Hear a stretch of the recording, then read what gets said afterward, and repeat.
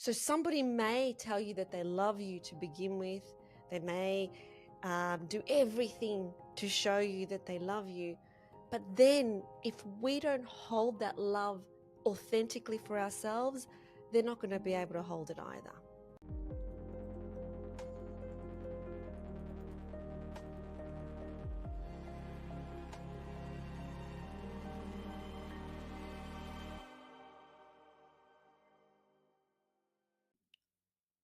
Feeling sad that you're not receiving the love that you absolutely deserve to receive. In this video, I'm going to talk about why you're not getting it and the one thing that you must do first. Hi, my name is Eleni, and my passion is to talk about everything from the perspective of ego and the perspective of soul.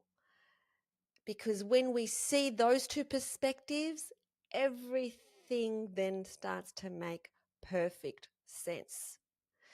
So first of all, expecting others to love us when we don't love every single part of ourselves makes absolutely no sense. So people will always meet us and come into our life according to where we're at, according to where our energetic vibration is. And if we don't love ourselves and the parts of ourselves that we don't want to show the world first, then you will find a partner that will find a flaw in you. You will find a partner that will bring out that part that you don't love for yourself. Because in every single relationship that we have, it's a mirror. It's a mirror to our wounding. It's a mirror to our scars. It's a mirror to all the beliefs that we're still holding about ourselves. So somebody may tell you that they love you to begin with. They may do everything to show you that they love you. But then if we don't hold that love authentically for ourselves, they're not going to be able to hold it either. So why you're not getting it is because you're not giving it to yourself first. And ego wants to fill the void outside of itself. That's what ego wants to do. Whereas the soul has a deep knowing that everything that it could possibly want is within. And when we keep seeking validation and love from the people around us, and we've all been there, and we are still there. For much of the time, we're still there, where we're constantly seeking this validation and love outside of us. It's never going to be enough. It's never going to match up because we don't hold it for ourselves first. And no one will ever match up. An example would be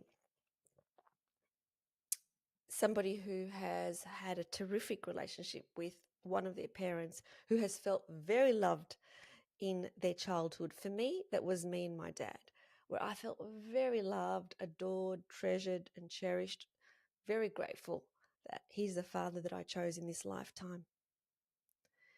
And then expecting my partners to hold the same sort of love for me. And that's okay that I have that expectation. But first, I need to make sure that I have that type of love for me first. And that includes all the parts that I'm not so proud of, all the times where I was operating out of ego, all the times that I still operate out of ego, to hold myself and love myself regardless of the things I've said and the things I've done. And that doesn't mean that we just do and say whatever we like and just not observe ourselves and not want ourselves to grow and learn from that experience. All it means is that we don't judge ourselves and that we do hold ourselves as much as possible. Because when we hold ourselves, then we attract others who are also willing to hold you, because they see you, because you allow yourself to be seen. So what is it that you need to do in order to overcome this huge issue that we all experience in terms of wanting to be seen and wanting to be loved?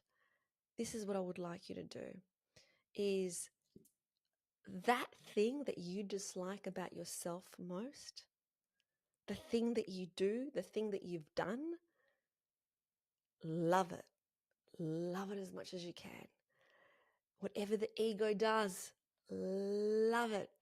Because the ego acts out of fear. The ego will do anything to be accepted and loved. And so we need to love that part of us, almost like it's a child that needs to be nurtured. And so that's your task for today. Whatever it is that you dislike about yourself, there is something. Love it up. If this message resonated with you, please subscribe to this channel, because I will be putting up a lot of videos on exactly this topic. And it's a topic that I am so passionate about, which is all about, how does the ego see the world? How does the soul see the world? The soul doesn't need external validation. It doesn't need anybody to love it, because it knows that it is love. It knows that love emanates from our essence and our being, and the right people magically appear in alignment with that love when we allow ourselves to be expressed in love. Sending you so much love.